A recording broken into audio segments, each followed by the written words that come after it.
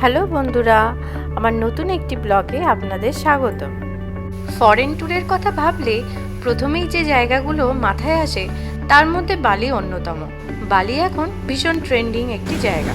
বালির famous locations আর পাশাপাশি কিছু আইল্যান্ড এক্সপ্লোর করেছিলাম, যাওয়া আসা মিলে টোটাল 12 দিনে।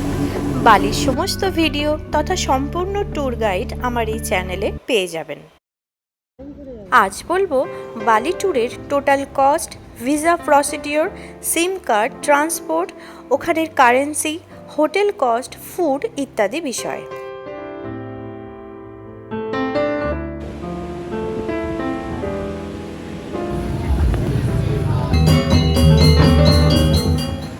প্রথমেই বলি, বালি যাওয়ার ফ্লাইট টিকিট কেটেছিলাম গো আইবিবো অ্যাপ থেকে প্রায় 2 মাস আগে। ফ্লাইট টিকিটস কস্ট ছিল মাথাপিছু যাওয়া আসা মিলে 32,000-এর মতো। আমাদের বালি ট্যুরের ডাইরেক্ট ফ্লাইট ছিল না, ছিল ভায়া ব্যাংকক তথা ডনমিয়ং হয়ে। দমদম এয়ারপোর্ট থেকে যথাসময়ে ফ্লাইটে উঠেছিলাম। ডনমিয়ং পৌঁছতে সময় লেগেছিল প্রায় 2.5 ঘন্টার মতো। পুজোর সময় কলকাতায় না থাকা একটু হলেও কষ্টের, কিন্তু প্লেন থেকে কলকাতাকে এত সুন্দর ঝলমলে দেখতে একটু ভালোই লাগছিল। ব্যাংকক থেকে বালি ডেনপেসার এয়ারপোর্ট যাওয়ার ফ্লাইট 1.5 ঘন্টা পরে ছিল, তাই আমরা নির্দিষ্ট জায়গায় সাথে সাথেই পৌঁছে গিয়ে ওয়েট করছিলাম।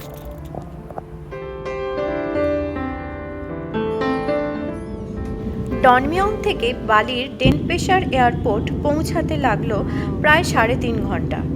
উইন্ডো সিট থেকে বাইরের সুন্দর মেঘের ক্যানভাস দেখতে দারুণ লাগছিল।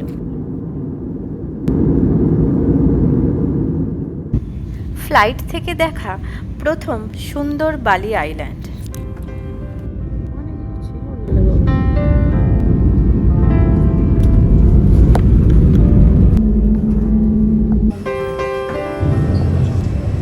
ডেনপেসার এয়ারপোর্টটা বেশ সুন্দর ছিল। এয়ারপোর্টে পৌঁছে প্রথম কাজ ছিল ভিসা অন অ্যারাইভাল নেওয়া। এক্ষেত্রে বলি, কলকাতা থেকে টাকা ডলারে ট্রান্সফার করে নিয়ে গিয়েছিলাম, কারণ ইন্ডিয়াতে ইন্দোনেশিয়ান কারেন্সির ভ্যালু একটু কম ছিল। সেই সময় পার হেড $35 মতো পড়েছিল ভিসা করতে, সাথে সাথেই ভিসা পেয়ে গিয়েছিলাম। এরপর বলি সিম কার্ড। এয়ারপোর্ট থেকেই ইন্দোনেশিয়ার সিম কার্ড নিয়েছিলাম, যার ভ্যালিডিটি ছিল 15 দিন। ওখানে যে কোনো নাম্বারে ফ্রি কলিং ছিল, তাতে 10 GB ডেটা ফ্রি ছিল, আর কস্ট পড়েছিল 1200 টাকা। আমার হাজব্যান্ডই শুধুমাত্র সিম নিয়েছিল, আমি নিইনি। আমি ওর সাথে ইন্টারনেট কানেক্ট করে প্রয়োজনীয় কল করে নিতাম। এছাড়া হোটেল, রেস্টুরেন্ট সব জায়গাতেই ফ্রি ওয়াইফাই ছিল।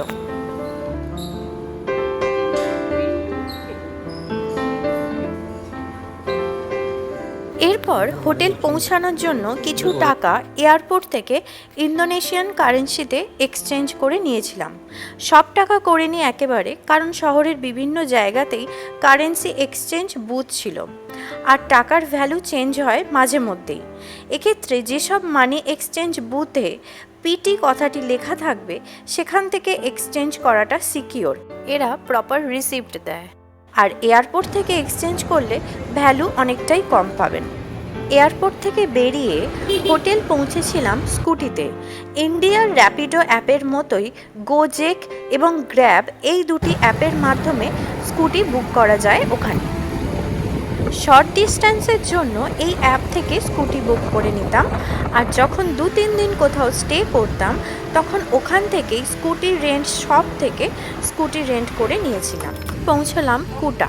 হোটেলটি ছিল রয়্যাল রিগ্যান্ট্রিস, বেশ সুন্দর। একটু ফ্রেশ হয়ে রেস্ট নিয়ে বেরিয়ে পড়লাম শহরটা একটু দেখতে আর লাঞ্চ করতে।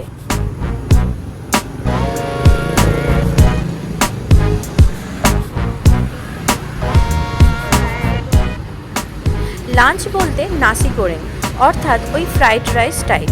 নাসি অর্থ রাইস আর গোরেং হলো ফ্রাইড। নাসি গোরেং ওখানে স্টেপল ফুড বলতে পারেন, সব জায়গায় পাবেন। টেস্ট বা ওভারঅল ফুড আমার খুব একটা ভালো লাগেনি। মি গোরেং অর্থাৎ ফ্রাইড নুডলস।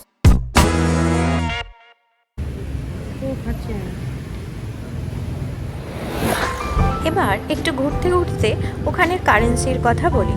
ইন্দোনেশিয়াতে কারেন্সি হলো ইন্দোনেশিয়ান রুপিয়া, যার মানিতে ভ্যালু হয় 1 টাকা সমান প্রায় 160 থেকে 170 আইডিয়ার তথা ইন্দোনেশিয়ান রুপিয়া। ওখানে কারেন্সির নোট হয় 1K থেকে শুরু হয় আর 5 লাখ অবধি হয়। 5 লাখ মানে প্রায় ইন্ডিয়ান 3000 টাকা। পৌঁছালাম সেমিনিয়াক। সেমিনিয়াক বিচে সুন্দর একটু সময় কাটিয়ে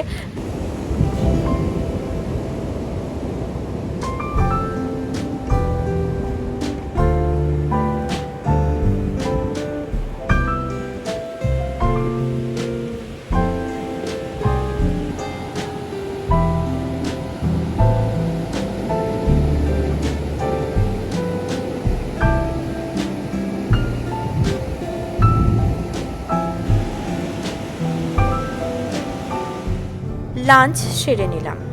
সেমিনিয়াকের ফুড সব থেকে ভালো লেগেছিল।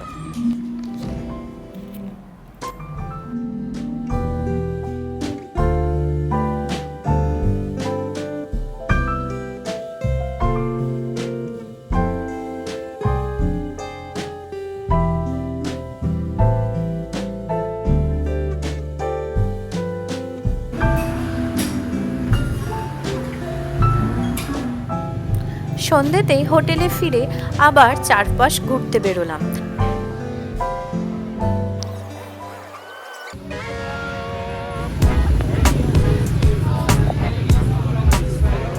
দেখতে পেলাম কি সুন্দর ওরা ওদের কালচারাল ডান্স রিহার্সাল করছে মিউজিকের তালে তালে। কি অপূর্ব মিউজিক।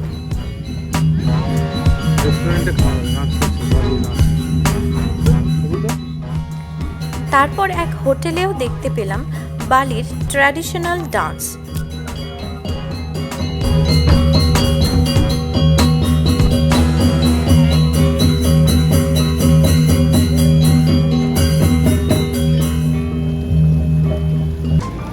চাইলে এই সুন্দর ঘোড়ার গাড়িটি চড়ে শহরটি ঘুরে দেখতেও পারে।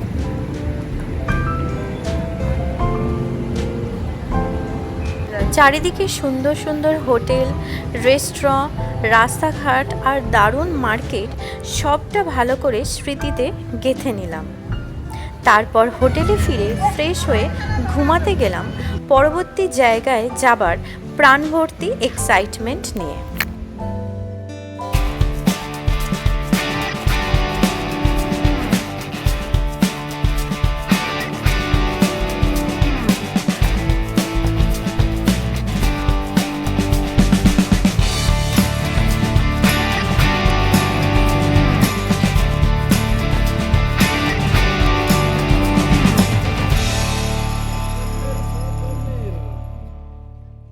ভিডিওটি ভালো লাগলে অবশ্যই লাইক শেয়ার করবেন আর চ্যানেলটি সাবস্ক্রাইব করতে কিন্তু ভুলবেন না।